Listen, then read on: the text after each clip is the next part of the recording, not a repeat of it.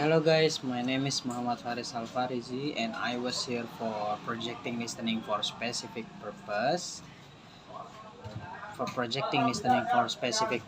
And then my name number is 332000002. Okay, next. Audio 1. Good evening to you all. The outlook tonight looks pretty cold for some of us tomorrow, with a fair amount of snow here and there on higher ground, but some nice bright of sunshine to cheer us up in the coming week. I'll start with the south of the region, where Dumfries will be getting the best of the sunshine tomorrow, with maximum temperature around 7 degrees Celsius.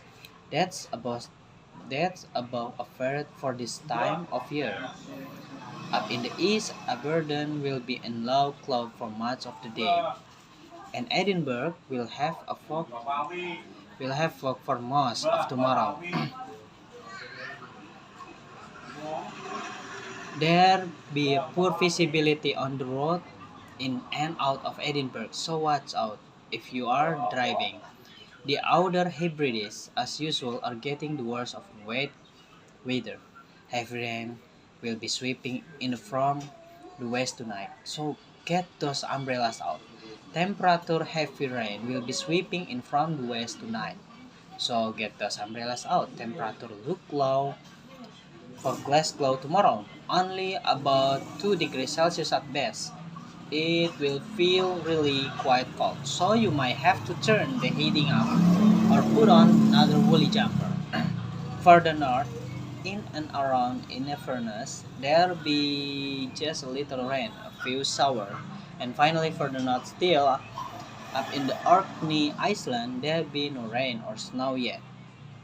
That is on that's on its way, but I'll be very windy. I'll be it will be very windy. Better weather coming soon, but that's all from the weather room for the moment. Good night and keep warm. Sorry. Audio 2. Hello and welcome once again to What's Cooking, the program that show you how to cook how easy way to cook tasty meals. Now today I'm going to show you how to make mushroom risotto. This is an easy dish to make. First heat 25 gram of butter in saucepan.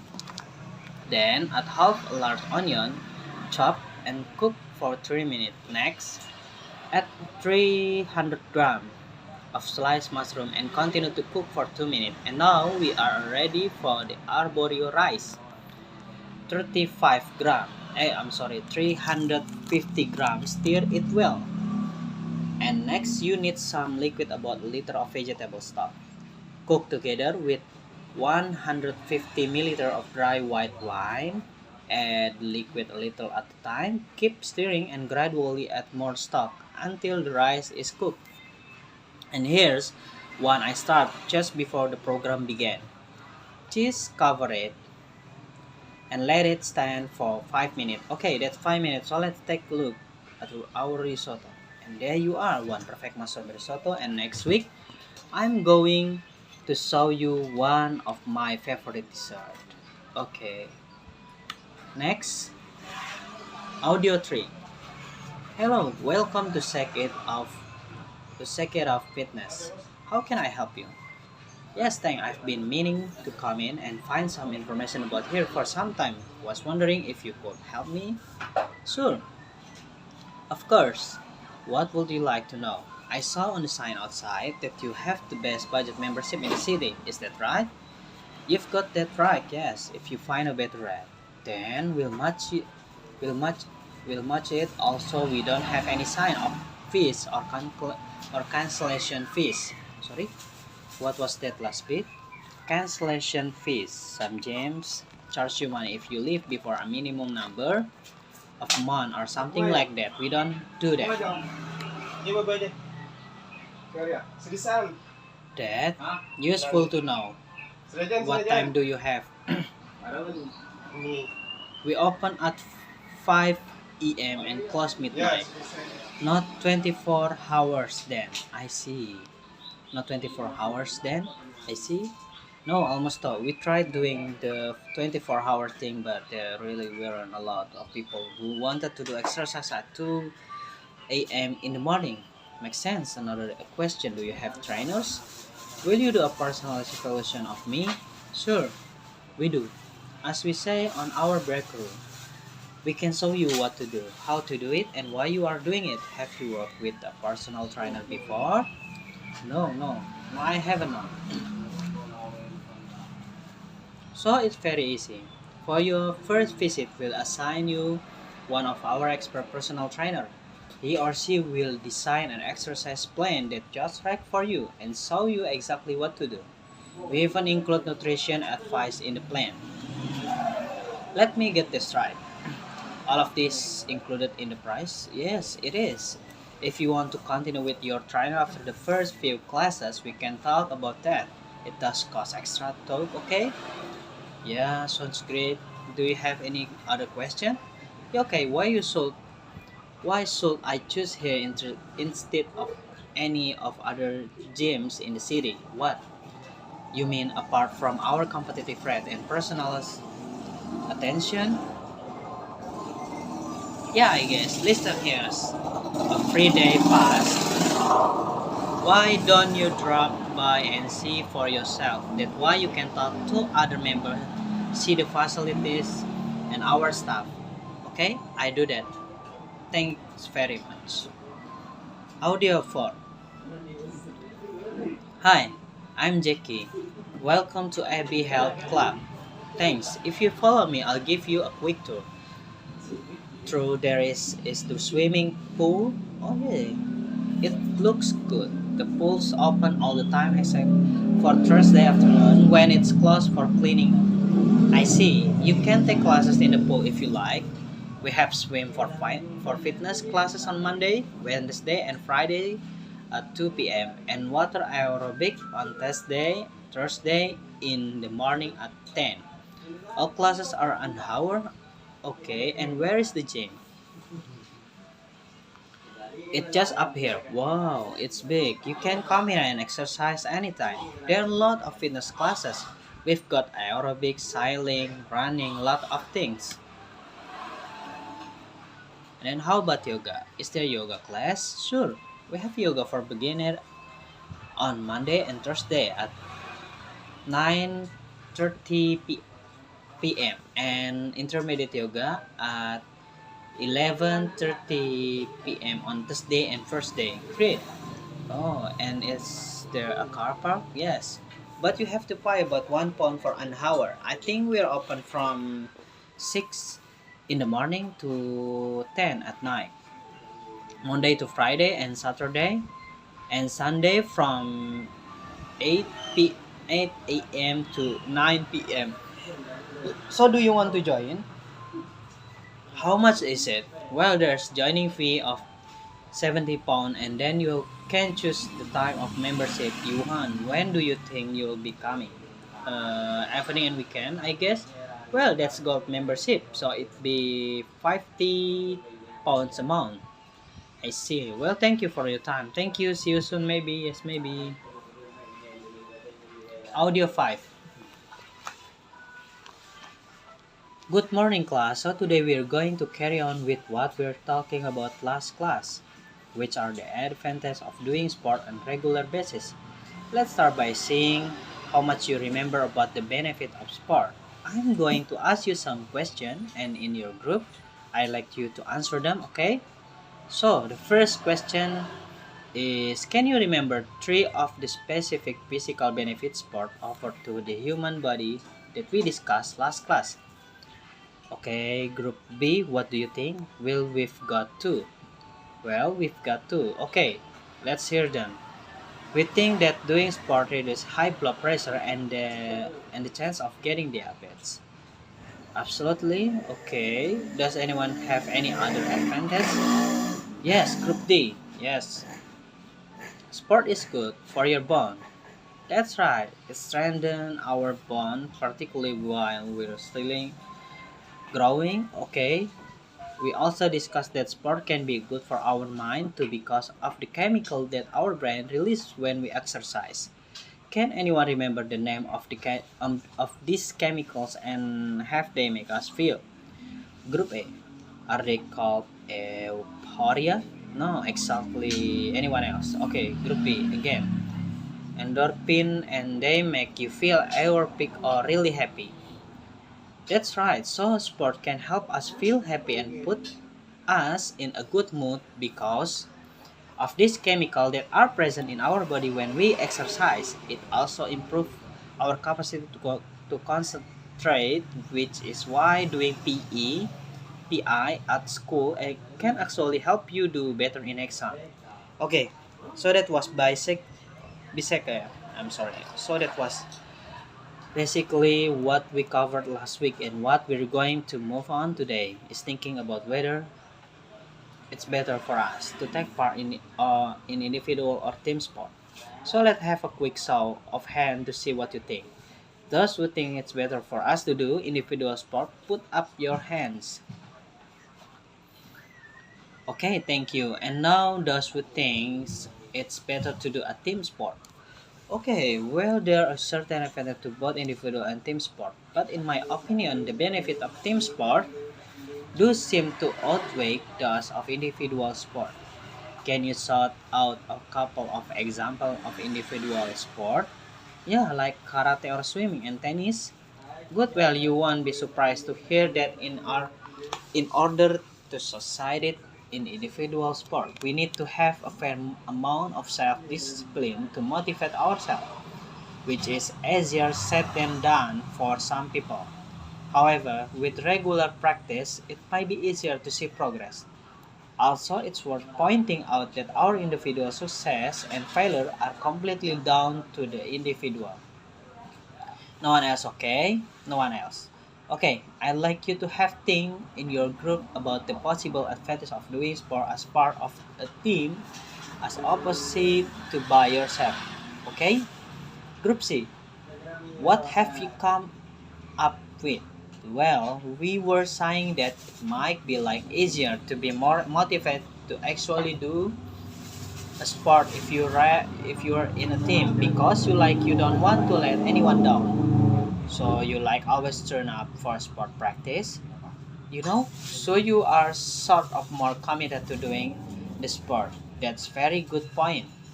Yes, being a team member certainly helps people feel motivated and make an effort to turn up and play on regular basis. Well done, Group C. Any other ideas, Group D? Because it's boring doing sport by yourself and it's more fun if you are with your mates. Absolutely. And the sense of being involved and belonging to a group is very positive for most people. Some experts actually believe that belonging to a group or a team makes us less likely to suffer from depression as members develop positive bond between them, and there are other benefits too. When you work as part of a team, you're learning to work together and rely on each other. Everyone is responsible for the success of the team. So there's less pressure on the individual and consequently it's less stressful. And finally, can you think of any skills you develop when you work as a part of a team? Group A? Well, you need communication skill to talk to everyone on the team. Yes, very good. Very good. Yes, very good. Group A. Any more? Group C? Could it be like negotiation skill? Yes, you need to communicate and negotiate with your fellow teammate. You also develop trust as you work together with others to achieve a common aim or goal, and all these skills are one that come in handy in other areas of your life as well as in sport. So you can see that there are many all around benefit to being in a team. However, perhaps at the end of the day, the most important point is that you choose a sport you actually like regardless of whether it's an individual or team sport. Audio 6. Now, now in the 2020 Olympics might seem a long way away to you, but people are already know what new sport might be included. Today, I'm going to talk to two people who are hoping their sport might be included. The first is Johnny Mills, whose sport is wakeboarding. Johnny, can you tell us what wakeboarding is? Is it like surfboarding? Surfboarding? Well, a bit it started in California because people wanted to surf but didn't have waves. It's also a bit like water skiing in the reader is stalled behind a specially built speedboat.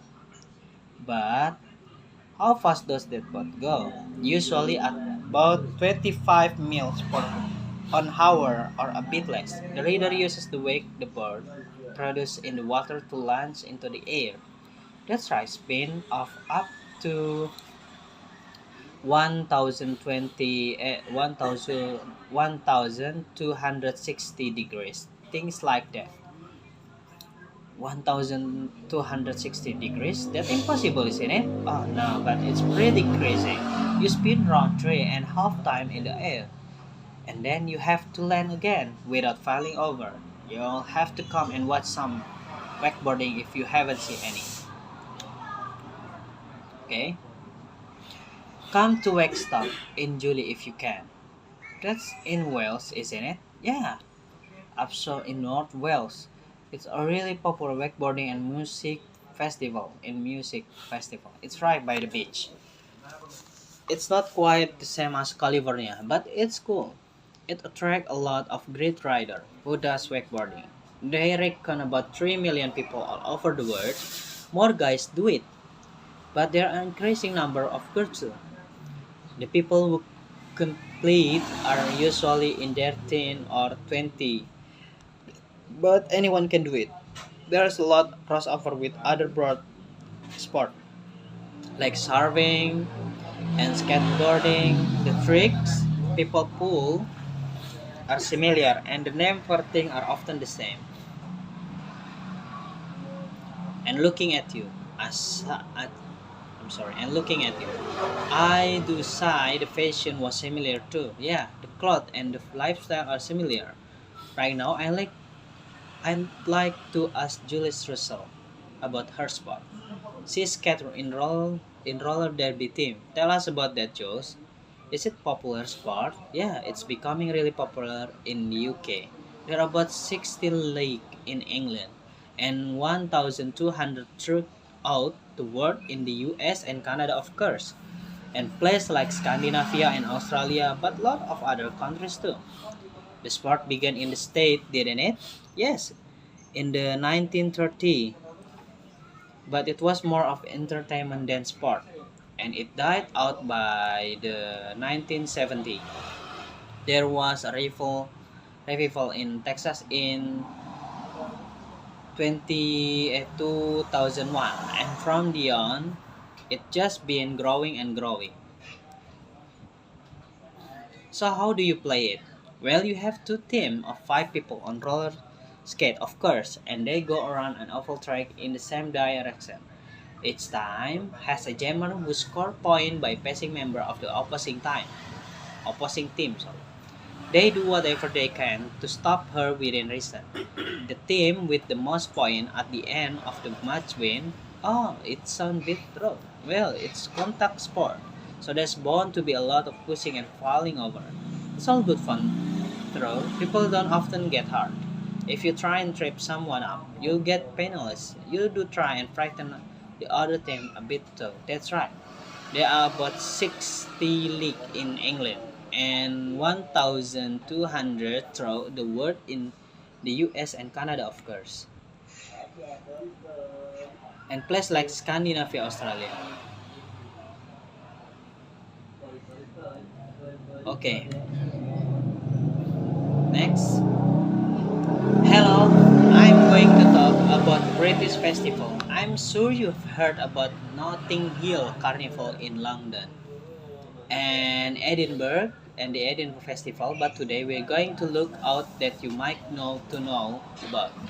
Actually, a lot of these are not exactly festival but strange race or competition. Some of them are ancient and some are modern. So let's start in January in the north of Scotland with the burning of the Clavic.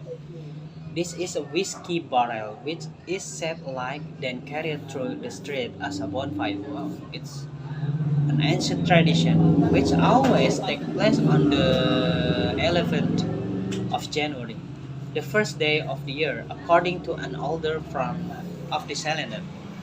The bonfire brings good luck for the coming year, and people used to keep bits of burnt wood as protection against evil spirit. At the end of January, even further north, in the Seedlands Iceland, there's another fire festival, the Uphellia. This seems like an ancient festival, but has actually only been going for about 130 years. Well, it's fairly old. I suppose people carry fire-lit torch and Viking boat through the street, then set fire to the boat. There's a lot of dancing. It's good fun. Now to the north of England, on Shrove Thursday in February, otherwise known as Pancake Day, a special pancake bell is rung in Cabourg. Everyone goes down to the road next to the beach where they skip, yep, they jump over long rope up to 15. Yeah, 15 people to one rope. Wow, and they have pancake race. This is quite common in the UK running with a frying pan and tossing pancake at the same time. Another kind of race takes place in spring. Cheese rolling in Gloucestershire in the southwest of England. Around cheeses in the roundabouts, a sand rolling down a hill, and people run after them and try and catch them. The hill is very steep, so people often fall over. If you take part in this, you need to be very fit and wear all this gear. Nowadays, this strange custom attract visitors from all over the world, but the people from the from the local village are usually the one who catch the cheese from people racing to very tiny animals. World Championships snail racing take place in a village in Norfolk. The snail have to race from an inner circle to an outer circle, and the winner get a lot of lettuce. There's party and barbecue for the snail owner and observe. This custom began in the 1960s after a local man saw something similar in France. In the UK, we don't eat snail. More fun in my opinion are the onion eating contests also in Gloucestershire. A race to finish eating a raw onion and the black pudding throwing championship in Lancashire. Black pudding are like big sausages made mainly from dry blood. Concert bowl, 3 black pudding each, a 21 Yorkshire pudding set on 6-meter platform. The winner is the one who knocked down the most. Another fun contest takes place in September at the Egremont Crab Fair in Cumbria, in the north of England. The World Gurning Championship is a competition to pull the ugliest face. It sounds ridiculous, but this is an ancient British tradition. And the crab fair itself dates back to 1267. The man who won the Little of Best garnered the most in recent years had all his teeth taken out so he could make tribal fest more easily.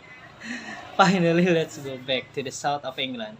In Brighton, there's Burning the Clock Festival to celebrate the winter solstice on December 21. This custom started 20 years ago. Fan is very popular. People make clock lantern and time them figure of paper and wood. Then walk through the town to the beach where the sculptures are set on fire. And there's a massive fireworks display. So that's just a test of few our old and more modern tradition. Would you like to take part in any of them? Audio Age. Obviously, this is the sequel to Fun the City, which is a film I didn't like, so it's fine to say my exam so low. So you could say I wasn't disappointed as it my expectation. It was awful. It was so awful. I did not spend any more time on it by talking about it, but that will be a film review, and I think I'll owe you all a review to save you wasting your money going to see it. so it, so it starts off with the big wedding scene, and I won't go into why, but the whole scene is just there so they can make this one joke. It's not even funny joke. It's just terrible. It's got nothing to do with the rest of the film. Anyway, it starred Dan. Dan, instead of character and the plot staying in New York, where the original film was set on them wins a ticket to India and decided to take all her friends. That's what director do when they run out of idea. Let's take our character on tour. Anyway, they gossip, cry, and sob, and they repeat this until the end. No real people would ever act like this. I didn't have any sympathy for their problem or even care what happened to them. Don't go and see it. You'll only encourage them to make another sequel. The world doesn't care. You don't need three of this film. Please save your money and go and see the other big film this week, Twilight Mirror. So if you are a fan of the book, it based on you're probably as excited as I was about this. Whatever for everyone else, this is a film fans have been waiting 10 years to see. I have to confess I was a bit nervous. I seen the poster and they didn't look right. I didn't laugh them out. I wasn't sure about the actor they cast either, so I went in not sure what to expect, but I love it. One thing I really like about it was the page. They went backward and forward between the real world and the computer world, and it worked really well. The special effect broke the computer world to live, and I totally believe in it. But more than that, I felt emotionally connected to the story and the character. The whole film worked on so many levels.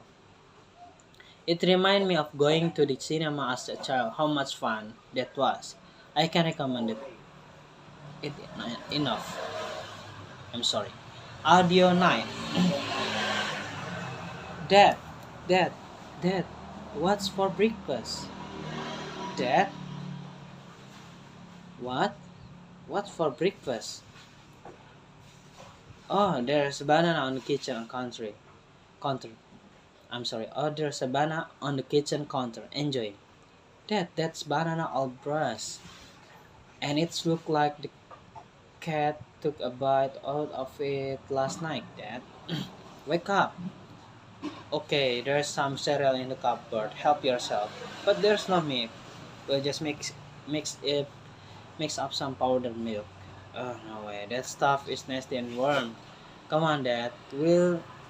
I guess I could make some pancake.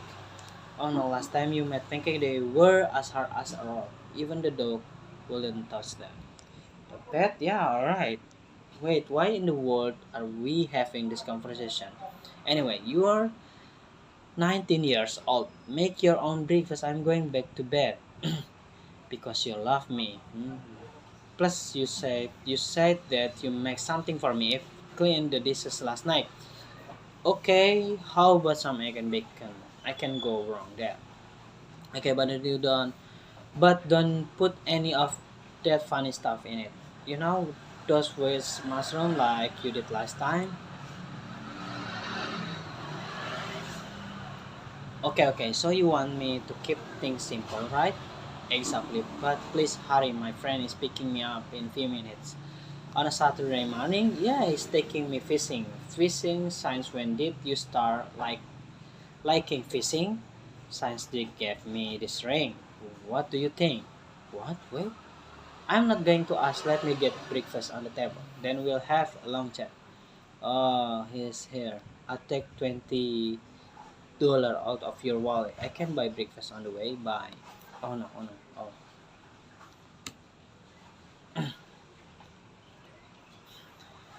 Well, hello everyone and welcome today. So, and joining me today, I am Ashley, who has had to enter my cooking experiment over the years. Are we ready, Ashley? Ready to eat? Well, let's wait for a few minutes. We'll get to that, but as you know, my faithful listener, I stopped cooking and baking almost 30 years ago, when my grandmother took me in her humble kitchen, in fact, she taught me almost everything I know.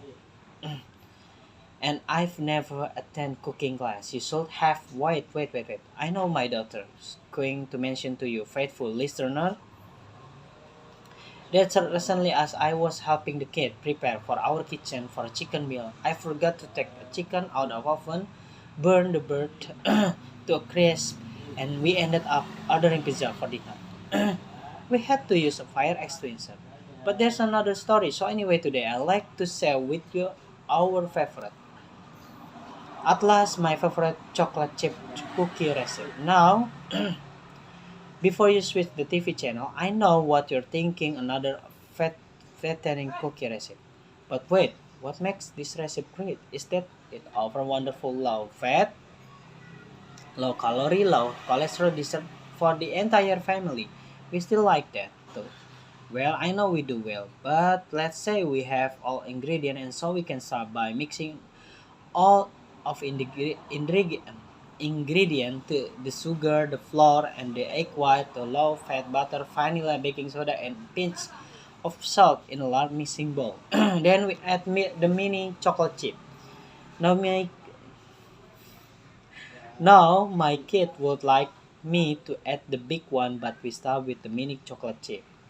And don't forget to prep the oven to 350 degrees, and finally when the cookies are done, take them out of the oven, remove them from the cookie sheet, and let them cool before they finish. That way the finger and get into them. Did I forget anything? Yeah.